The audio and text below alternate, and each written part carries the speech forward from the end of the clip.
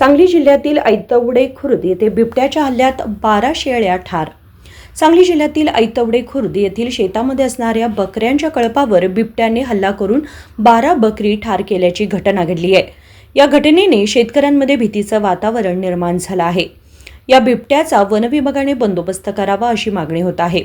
गावापासून 2 किलोमीटर अंतरावर असणाऱ्या चौगुले पाणंद येथील राजाराम परीट यांच्या शेतात गेल्या 4 दिवसांपासून नागाव येथील पोपट चंदर शिरसाळे यांच्या बकरी बसवण्यात आल्या होत्या। अचानक दुपारी या ठिकाणी बिबट्याने हल्ला करून लहान मोठ्या अशा 12 बकऱ्या ठार केल्या।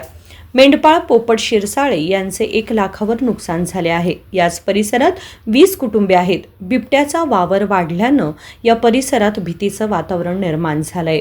Bureau report, SBN Marathi, Sangli.